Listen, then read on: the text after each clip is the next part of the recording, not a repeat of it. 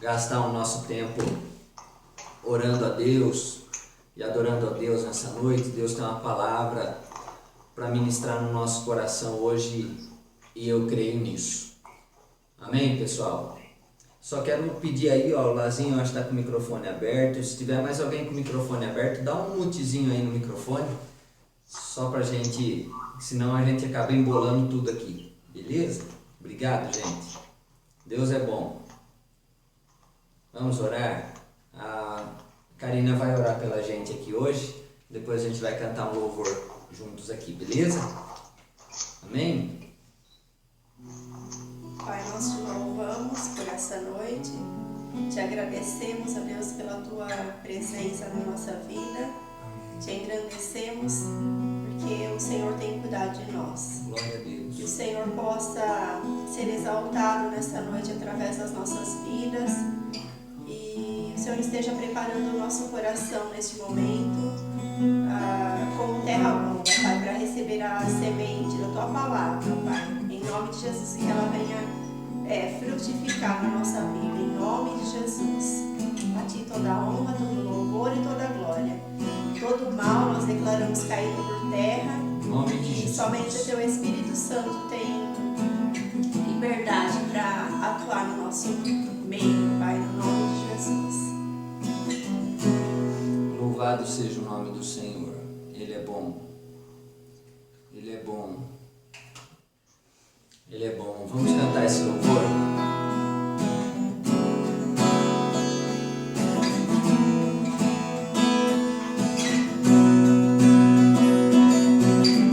Dos montes corre para o mar, teu rio de amor por mim. Eu abrirei meu coração, deixando tua cura entrar.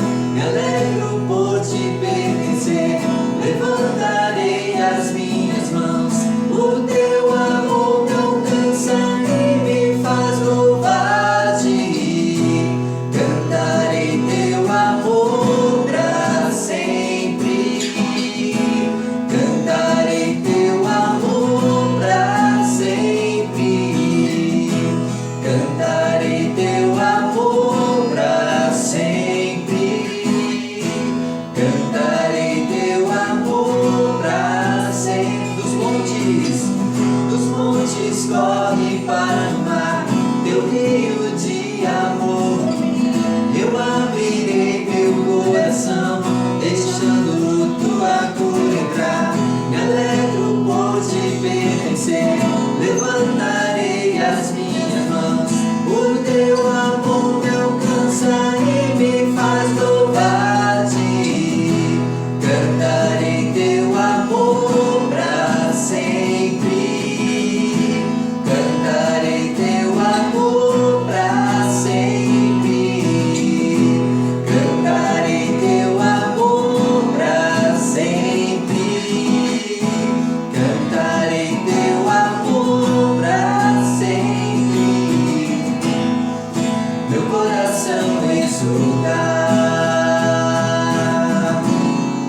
de alegria eu canto.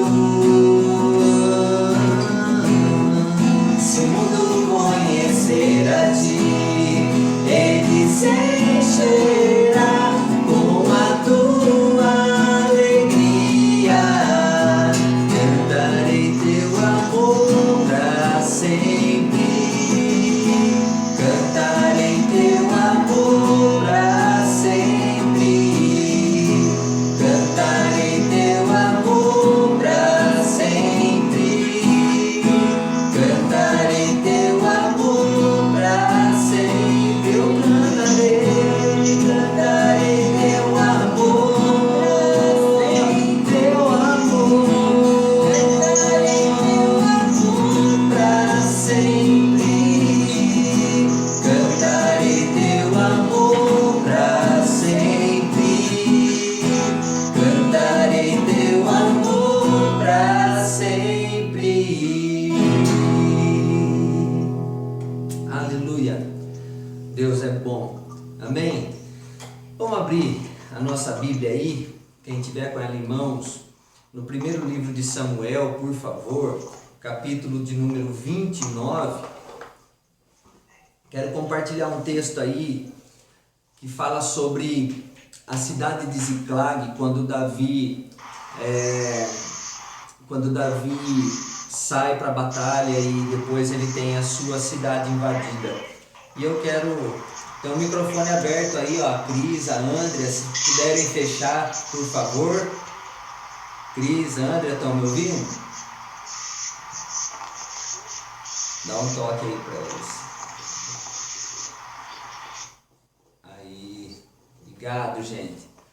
E aí então, eu quero tratar desse tema hoje, expectativa versus realidade. Então é algo que a gente tem ouvido bastante aí, até mesmo em programas de TV, e eu quero compartilhar com vocês a respeito disso, expectativa e realidade. O que é que nós vamos aí fazer, o que é que nós vamos encontrar, como que vai ser a nossa vida, né? Então, primeiro livro de Samuel, capítulo de número 29, versos 11, e depois capítulo 30, dos versos 1 até o 4. O versículo 11, então, do capítulo 29, diz assim, ó: Então Davi se levantou de madrugada, ele e os seus homens, para voltar à terra dos filisteus. E os filisteus foram para Jezreel. E aconteceu que ao terceiro dia, quando Davi e os seus homens chegaram a Ziclag, os amalequitas já tinham invadido o sul e a cidade de Ziclag. Tomaram Ziclag e a incendiaram. Levaram cativas as mulheres que lá estavam, mas não mataram ninguém, nem pequenos nem grandes, tão somente levaram consigo e foram embora. E Davi e seus homens chegaram à cidade e viram que tinha sido queimada, as suas mulheres e seus filhos e as suas filhas haviam sido levados cativos. E então Davi e o povo que estava com ele ergueram a voz e choraram, até não terem mais forças para chorar. Vamos encerrar aí. Esse latido foi a Malu, tem gente passando na rua lá, ela fica meio alvoroçada aí, beleza? Mas deixa pra lá.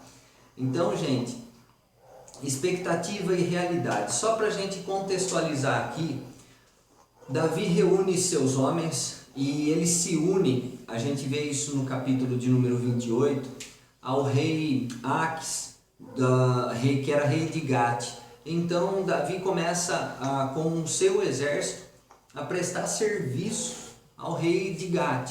Então ele começa a ganhar dinheiro para lutar a favor do rei. E numa determinada batalha os filisteus se alianciam com o rei de Gate e eles vão subir para lutar contra Saul e o exército de Saul. Então Davi é chamado pelo rei Aques para lutar contra o exército de Saul. Porém, a gente vê uma situação ali um tanto quanto inusitada. Israel sempre foi inimigo dos filisteus, sempre foi. E ali, quando os filisteus já tinham provado de Davi lutando contra eles, quando Davi ainda lutava em favor de Saul, até começar a perseguição de Saul contra Davi sair fora, não querer brigar contra Saul e seu exército, não querer lutar contra ele, nada disso. Davi então ele se arranca, sai, e aí nesse tempo os filisteus olham e falam para o rei Aques, falam: como é possível? Hoje ele está tendo a chance, se ele lutar junto com a gente, ele vai ter a chance de nos matar para agradar o exército do rei de Israel. Então nós não queremos Davi aqui. Então no capítulo 29 nós observamos Davi e seu exército sendo rejeitados pelo rei de Gate, pelos filisteus. E embora o rei Aques tenha assim a aceitação, tenha a amizade de Davi e a lealdade de Davi, ainda assim Davi ele é dispensado da guerra, daquela batalha. E eu quero falar exatamente a respeito disso aí, expectativa e realidade. O que é que a gente espera? Quem já foi dispensado, e todos nós já fomos dispensados aí em algum momento da vida, seja no momento de namoro por alguém, seja no trabalho, em algum tipo de relação. Um dia a gente foi dispensado por alguém, seja por qualquer motivo. Essa dispensa, ela gera dentro de nós algo muito ruim, muito triste. A gente chega para trabalhar de repente e vai passar o cartão, vai botar o cartão de ponto lá e de repente o cartão de ponto é rejeitado. E a gente tem que passar no RH e recebe as contas e tudo mais. Isso gera uma situação de trauma, de desconforto e, sabe, é um negócio muito ruim. Quem já passou por isso em algum momento da vida sabe bem o que é que nós estamos falando. Por isso, eu quero tratar desse tema hoje, expectativa versus realidade. Davi e seus 600 homens, eles pegam então, após serem dispensados da batalha, serem deixados de lado, ele começa a fazer seu caminho de volta, e a Bíblia fala que foram cerca de 3 dias de caminhada. Qual era a expectativa de Davi e seus homens ao voltarem para a sua cidade, a cidade de Ziclag? Primeiro, chegar em sua casa, abraçar sua família, se alimentar, descansar, tomar um banho, fazer novos planos, gerar novas estratégias, rever os amigos, conversar com pessoas, estar em casa. Era isso que Davi e seus homens mais queriam. Essa era a expectativa. Era isso que eles estavam buscando. Já que fomos rejeitados, nós vamos chegar em casa, nós vamos refazer todas as coisas, vamos começar de novo, vamos nos organizar novamente e vamos para a próxima batalha. Mas a expectativa era uma, porém a realidade foi outra. Qual foi a realidade que Davi encontra? No capítulo 30, dos versos 1 até o 4 que nós lemos, e um pouco mais para baixo, 5, 6, a gente observa totalmente a realidade que Davi e seus homens encontraram. Primeiro, a sua cidade foi queimada, ela estava deserta, todos os seus bens, esposa, famílias, filhos, filhas, todos foram sequestrados. As suas casas foram queimadas, junto com os seus pertences, junto com os seus bens, junto com tudo aquilo que se tinha, que eles tinham dentro de suas casas, cama, tudo que eles possuíam foi totalmente destruído. Então eles encontram ali um cenário completamente oposto e avesso a tudo aquilo que eles esperavam encontrar. Eles não encontraram a família, eles não encontraram descanso, eles não encontraram alimento, eles não encontraram os seus bens, não encontraram seus amigos, não encontraram nada. Então a realidade foi totalmente oposta à expectativa que eles encontraram, que eles acharam na cidade ao retornar. Hoje nós vivemos tempos assim. A gente tem expectativas. Quais são as expectativas nossas nessa pandemia? A vacina. A gente quer ser vacinado quanto antes, voltar à vida normal, ao cotidiano, tirar aquela máscara. Hoje aqui, nesse momento, nós não estamos usando, porque nós estamos dentro de casa. Mas quando a gente sai para a rua, a gente já tem que colocar aquele negócio, vai entrar em um estabelecimento. Quando podemos entrar em um estabelecimento, nós entramos mascarados. Aquele transtorno do álcool em gel, tudo isso é terrível, terrível. Nós olhamos aí notícias na TV, são as piores, mas essa é hoje a realidade que nós vivemos. As inseguranças, as incertezas, as possíveis e prováveis rejeições.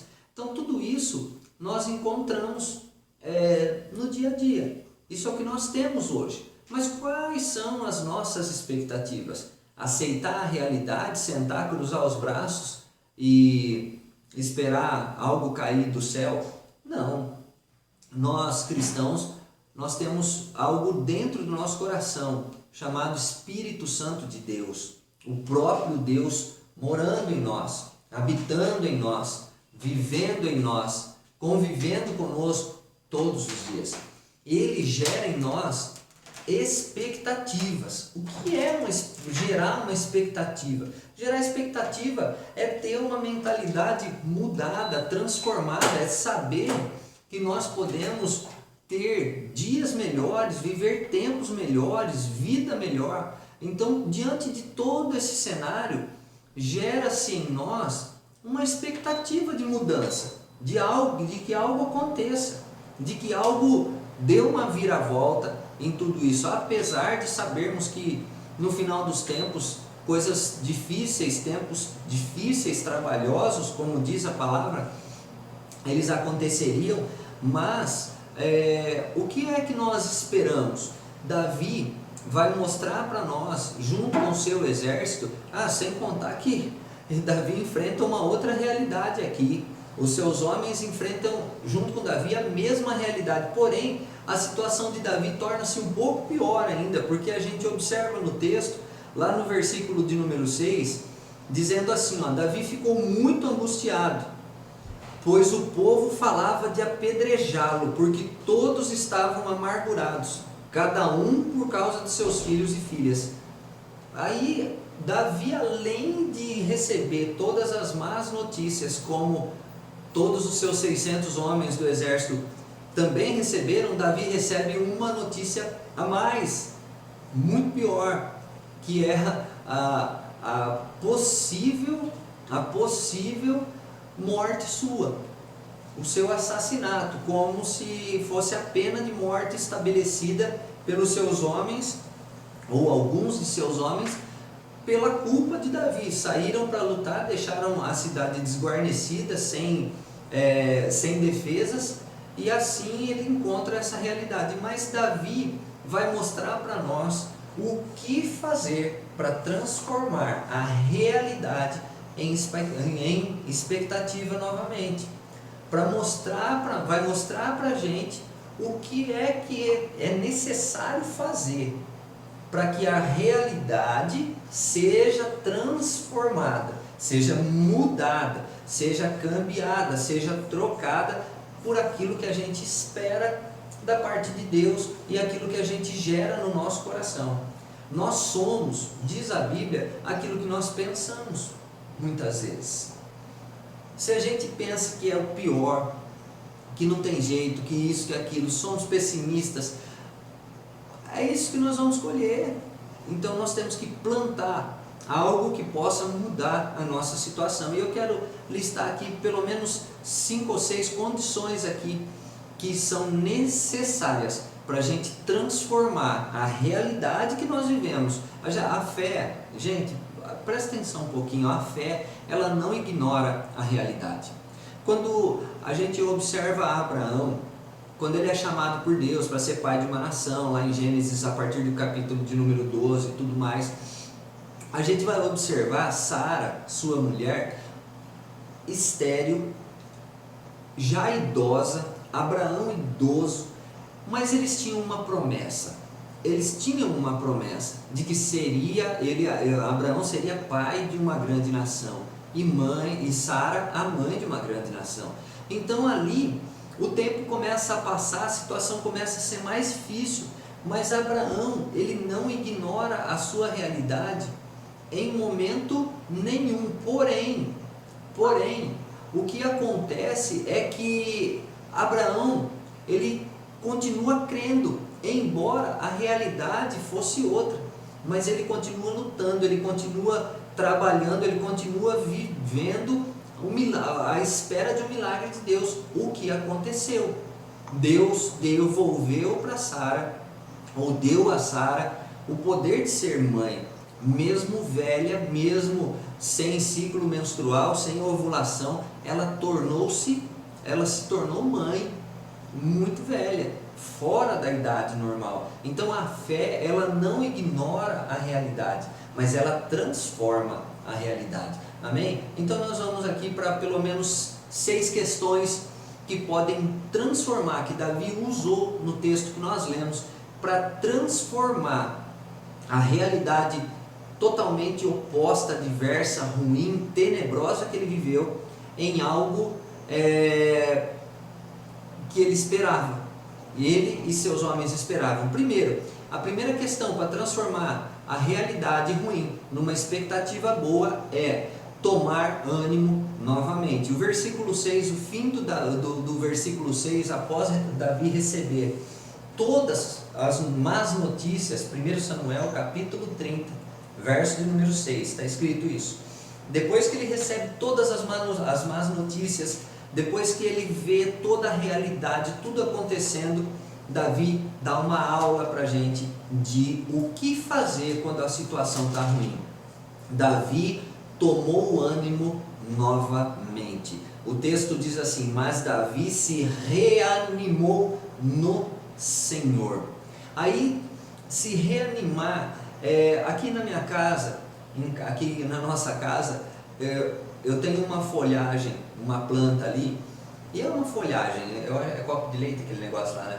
É copo de leite aquilo lá. De vez em quando sai uns copos de leite bonito lá, mas de vez em quando está muito calor como hoje, se eu esquecer de irrigar essa planta hoje à noite, mais tarde, amanhã pela manhã ou lá pelas 10 da manhã, as folhas estão todas caídas, todas murchas, aquilo está acabada, arrebentada.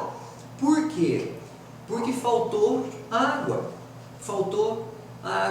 Tomar ânimo é você botar água na flor de novo, é você gerar vida, proporcionar vida outra vez. Foi isso que Davi fez. Davi pegou os seus homens, ele pensou, ele falou: não, nós temos que mudar essa realidade.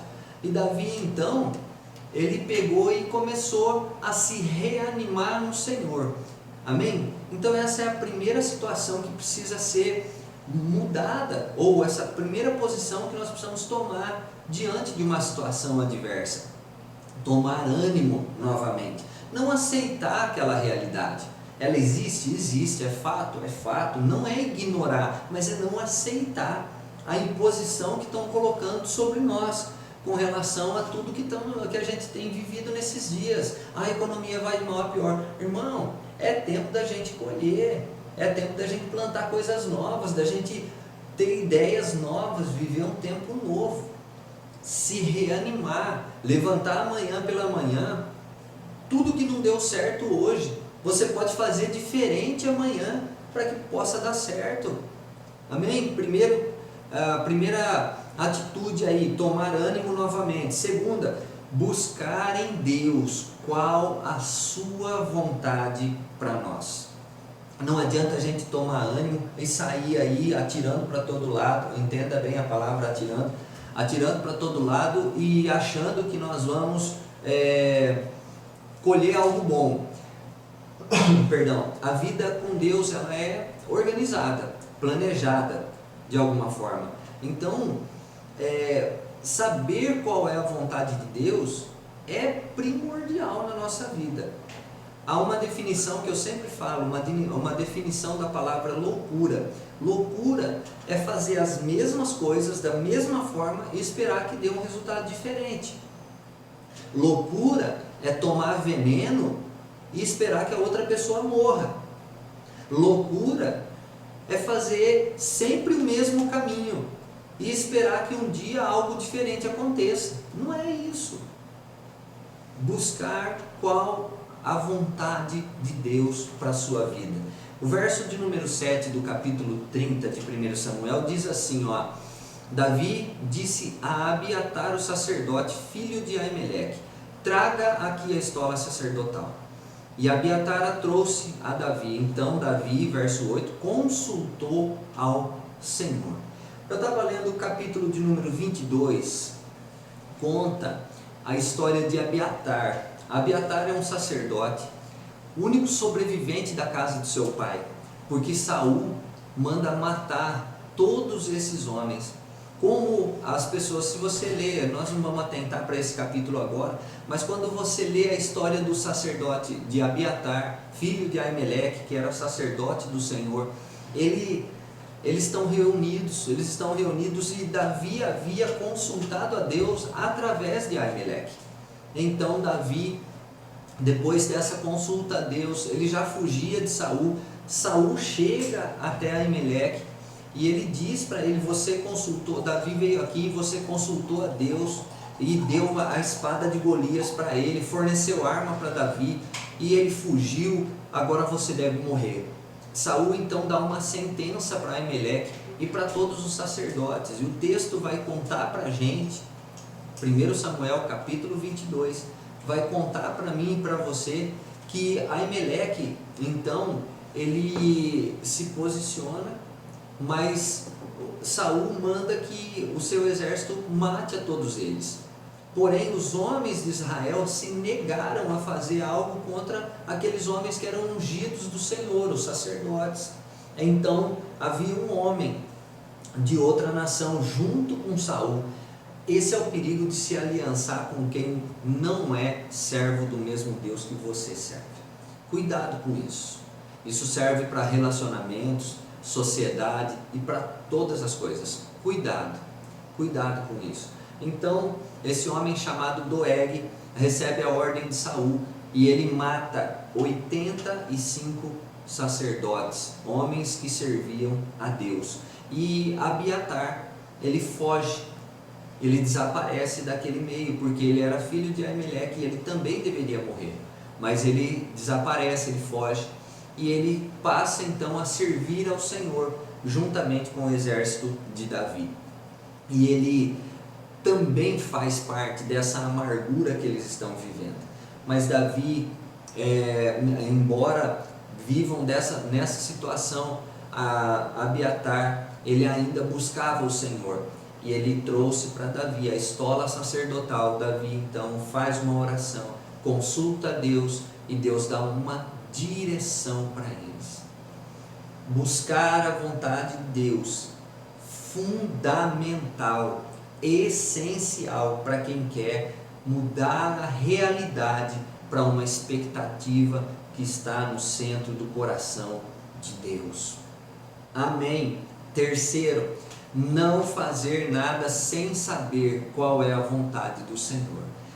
Não buscou a Deus, não sabe o que Deus tem para você, não tome nenhuma atitude precipitada.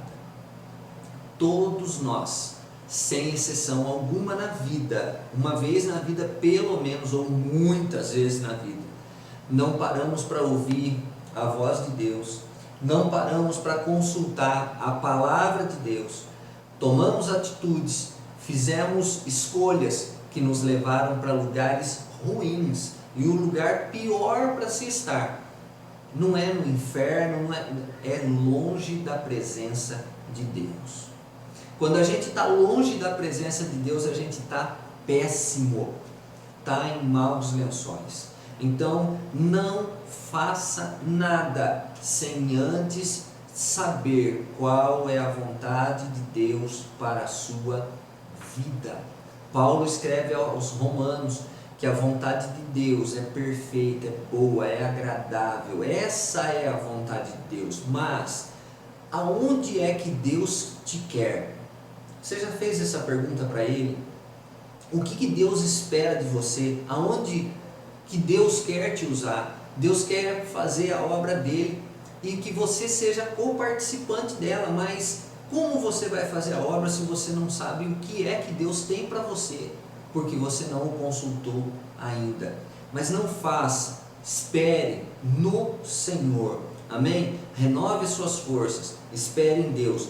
Quarto, saber o caminho a seguir. Versos 15 e 16 do capítulo de número 30 diz assim, ó: então Davi lhe perguntou: você poderia me levar até esse bando? E ele respondeu: jure por Deus que não vai me matar e nem me entregar nas mãos do meu senhor, e eu o levarei até esse bando. E ele levou Davi até lá. Aqui conta a história de um egípcio que estava junto com os amalequitas que saquearam a cidade de Ziclag. E esse homem egípcio, ele foi abandonado para trás porque ele ficou doente.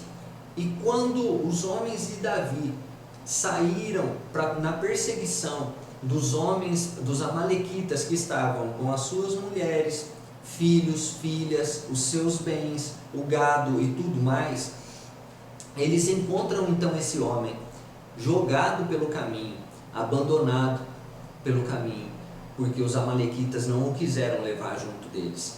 Aí, esse homem, ele fala com Davi: eu sei onde eles estão, mas jure pelo seu Deus que você não vai me matar e nem me devolver para o meu senhor. E esse homem então leva Davi, mostra o caminho. Esse homem, entendam bem o que eu vou dizer, esse homem, ele faz aqui nesse texto o papel que o Espírito Santo faz dentro do nosso coração. O Espírito Santo, ele é Deus que habita em nós, passou a fazer morada em nós no dia que aceitamos a Cristo como Senhor e Salvador das nossas vidas. Por isso, Ele é quem nos mostra o caminho. Quando nós oramos, o Espírito Santo de Deus, que geme dentro de nós com gemidos inexprimíveis, que corrige as nossas orações, que leva as nossas orações para o Senhor, que fala conosco, que chora conosco, que se alegra conosco e que mostra-nos o caminho. Ele é quem é atuante na nossa vida. Por isso é muito importante saber, ter amizade com o Espírito Santo, para que Ele te oriente, para que Ele te direcione, para que Ele guie você aonde quer que você vá, a direção que você deve tomar, tudo o que você precisa saber. O Espírito Santo de Deus mora dentro do teu coração e está pronto a revelar a você qual a boa, perfeita e agradável vontade de Deus. Quinto, e nós já estamos terminando aqui, lutar sem preguiça e sem descanso. Quer mudar a realidade? Quer transformar a realidade em uma expectativa boa? Lute sem preguiça. A preguiça é uma praga que Satanás plantou na vida dos seres humanos que não querem nada com nada. Pessoas se destacam quando não tem preguiça. Pessoas acontecem quando não tem preguiça. Deus nunca chamou na Bíblia ninguém que estava deitado à toa na vida sem fazer nada. Os discípulos de Jesus, quando a gente vê nos 4 evangelhos, nós observamos Mateus na coletoria, Pedro, Tiago, João consertando redes, pescando, sempre estavam fazendo alguma coisa. O apóstolo Paulo trabalhava para sustentar o seu ministério, para não ser pesado. Ele chega a dizer isso em uma das cartas que ele escreve. Para não ser pesado, ele confeccionava tendas e ele vendia, e através daquele lucro que ele obtinha, ele sustentava suas viagens, mantinha seu ministério. Amados, preguiça mata.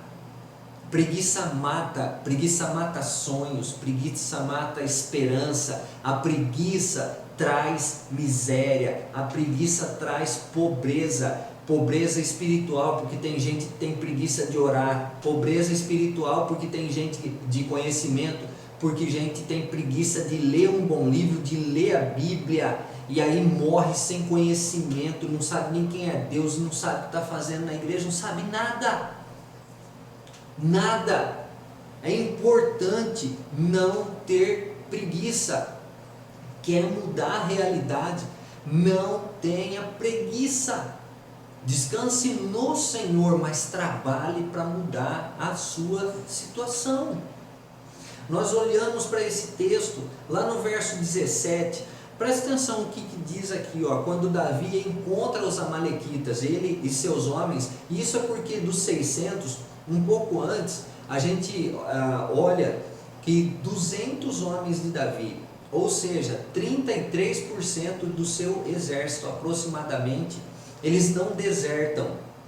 Não é isso que eles fazem, eles não abandonam, eles estão tão cansados e debilitados de fome de angústia que eles param às margens do rio, do ribeiro de Besom, e ali eles se entregam, eles não têm mais força. E aí Davi então se reanima novamente, pega aqueles 400 homens que sobraram, que tinham força para lutar ainda, e eles vão atrás dos amalequitas.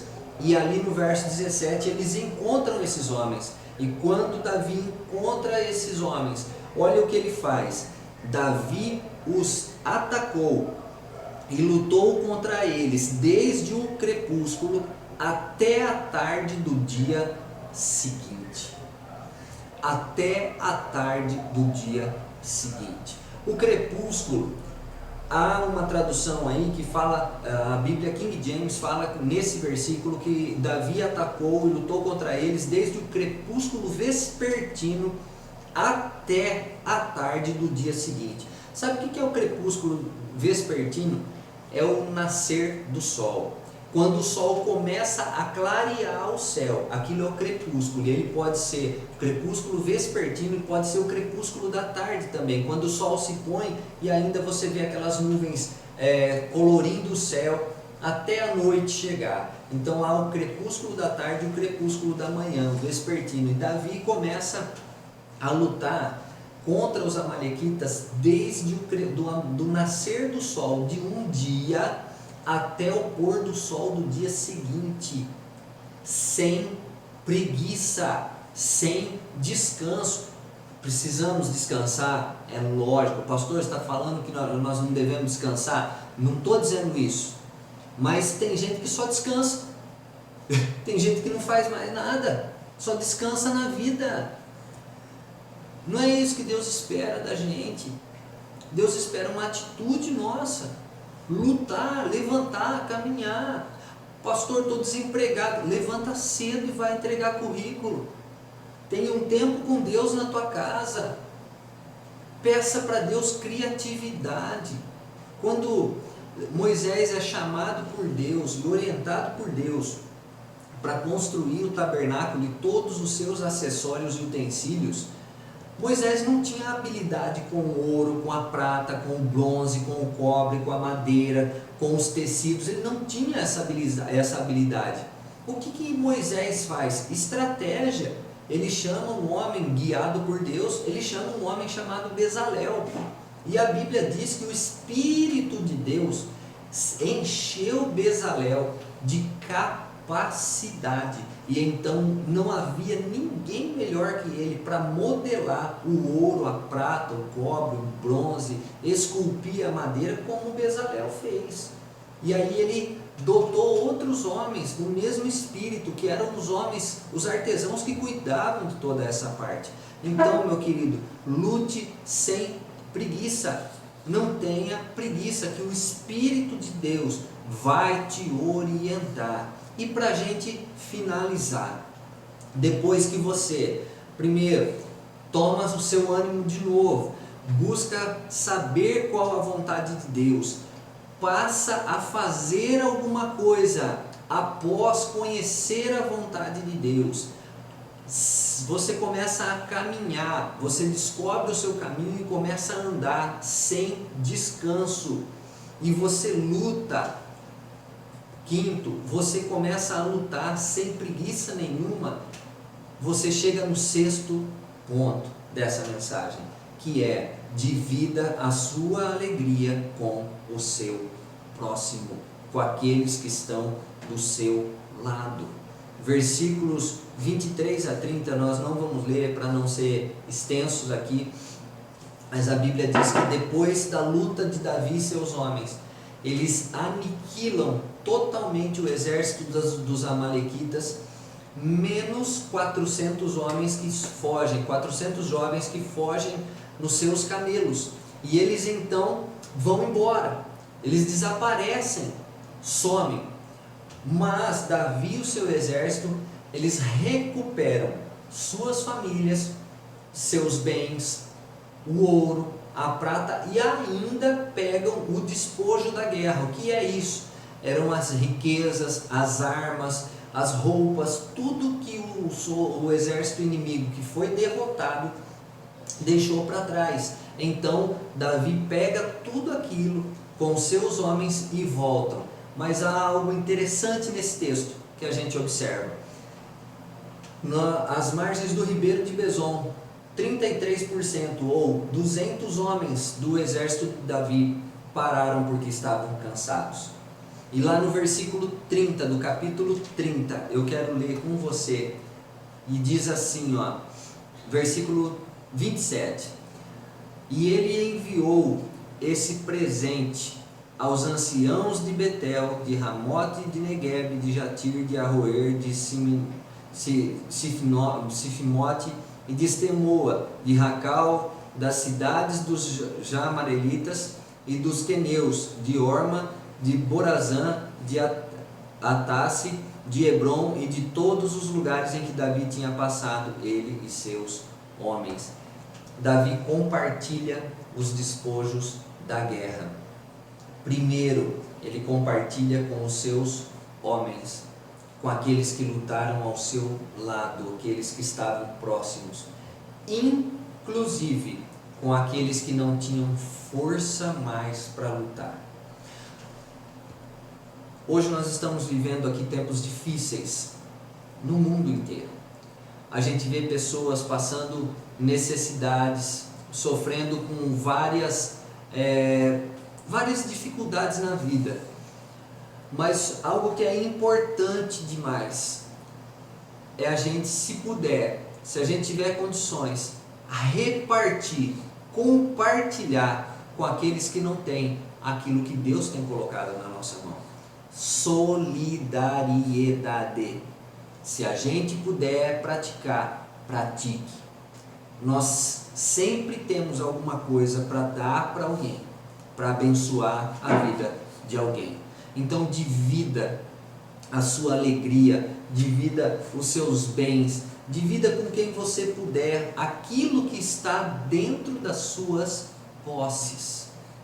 Por favor, compartilhe com os seus. Aqueles 200 homens estavam totalmente arrebentados, mas eles recuperaram o seu ânimo quando Davi e o seu exército chegaram até eles e compartilharam aquilo que eles tinham de bens, de bom, de melhor, e devolveram a eles seus familiares, seu gado, suas coisas e ainda os despojos da guerra, inclusive ouro, prata e tudo mais. Então, queridos, para que a gente mude a realidade que nós vivemos hoje e nós a transformemos em uma expectativa, nós devemos tomar esses pontos que Davi tomou como lição para a nossa vida. É isso que Deus espera de mim, de você e de cada um de nós. Amém? Que Deus abençoe a sua vida. Eu quero orar junto com você nesse momento, nesse vídeo que vai estar no YouTube, nesse vídeo que está aí sendo compartilhado no Instagram, aqui no Meet com o pessoal da nossa congregação, que você possa espalhar as boas novas, que Deus possa te usar em todo tempo, em todo o momento, seja propício nas mãos do Senhor, para que Ele possa usar a tua vida. Eu quero orar junto com você e pedir a bênção do Senhor sobre a tua vida, seja nessa noite, nesse dia aqui e em todos os dias, ou quando você assistir ou ouvir essa mensagem, que o Senhor possa falar grandiosamente, poderosamente no teu coração. Amém? Vamos orar? Pai querido, Deus Todo-Poderoso, esse episódio de Ziklag nos ensina muitas coisas. E hoje, nós todos aqui, pessoas que talvez a gente nem conheça, pessoas que são conhecidas da gente, todos temos uma realidade. E nós entendemos que todas essas realidades precisam da ação do Senhor. E é por isso, Pai, que nós nos colocamos à tua disposição, nos reanimando nessa noite, na tua santa presença, e pedindo que o teu Espírito Santo nos conduza, nos oriente, nos modele, nos mostre o caminho que devemos seguir. Pai amado, que a Tua graça que é abundante e a Tua presença que é real, aonde o Teu nome tem sido invocado nesse exato momento, e nós cremos que todas as pessoas que estão aí, sintonizadas nesse vídeo, nesse momento, Pai, estão buscando algo diferente da realidade que eles estão vivendo.